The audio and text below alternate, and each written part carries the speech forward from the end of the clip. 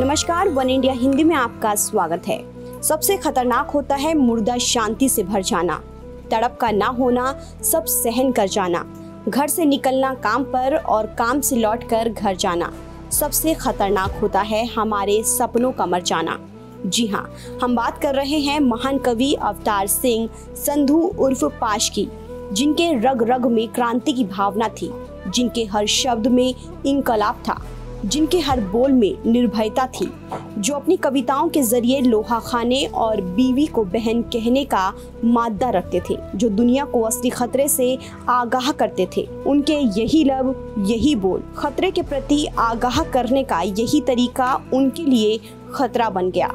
9 सितंबर 1950 को जन्म लिए एक इंकलाबी पंजाबी कवि अवतार सिंह संधू उर्फ पाश को खालिस्तानी उग्रवादियों ने 23 मार्च 1988 को गोली मारकर हत्या कर दी थी। पाश की कलम से डरे लोगों ने उनकी जान ले ली। 23 मार्च को उनके दुश्मनों ने उनकी कलम को भले ही रोक दी, लेकिन उसकी सिहाई से लिखे एक एक शब्द आज भी लोगों को ऊर्जा से भर देता है। पाश के बारे में एक सबसे खास बात ये भी है कि पंजाबी भाषा का कवि होने के बावजूद पूरी हिंदी पट्टी उन्हें अपना मानती है, अपनी भाषा का कवि। अपवाद के रूप में यदि अमृता प्रीतम की बात ना की जाए तो इस भाषा के किसी और कवि को हिंदी में शायद ही इतनी प्रसिद्धि हासिल हुई हो, लेकिन उन्हें सबसे ज्यादा प्रसिद्धि उनकी विद्रोही स्वभाव के कारण मिली।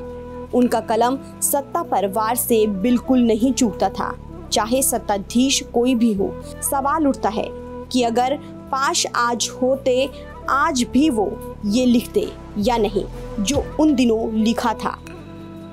हम तो देश को समझे थे आलिंगन जैसे एक एहसास का नाम।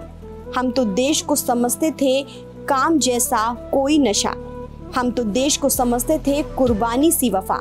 लेकिन गर देश आत्मा की बेगार का कोई कारखाना है, गर देश उल्लू बनने की प्रयोगशाला है, तो हमें उससे खतरा है।